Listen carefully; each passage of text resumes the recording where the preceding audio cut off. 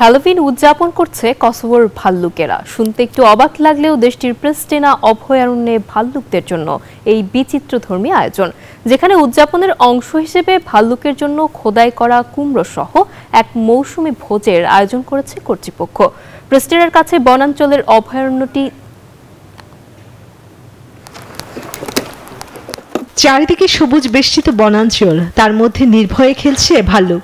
এটি মূলত কসোভো সরকার ও দেশটির প্রাণী কল্যাণ সংস্থা 4 paws এর যৌথ উদ্যোগে গড়ে ওঠা এক বন্য প্রাণীর অভয়ারণ্য। ওদের স্বপ্ন পূরণে পাশে থাকতে পেরে আমরা গর্বিত।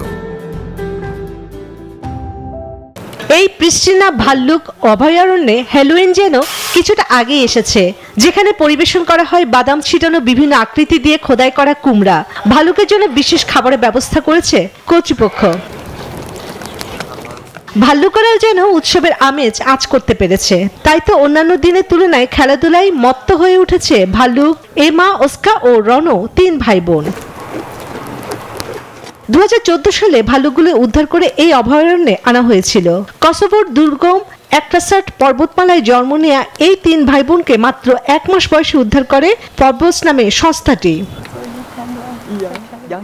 অক্টোবরের শেষ সপ্তাহে ভাল্লুকগুলোকে দেখতে যান দর্শনার্থীরা।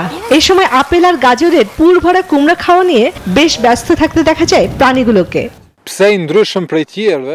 এখন শরৎকাল, খাবারের বৈচিত্র্য আনতে কুমড়ার বিভিন্ন ধরনের খোদাই করছি। আমি এখানে প্রথমবারের মতো এসেছি। অনেকদিন ধরে ভাল্লুকগুলোর কথা বলছিলাম, নিজ চোখে দেখতে পেরে ভালো লাগছে। বিয়ার স্যাংচুয়ারি প্রিস্টিনা 4 paws কসোভো সরকারের যৌথ উদ্যোগে অভয়ারণ্যটি চালু হয় 2013 সালে।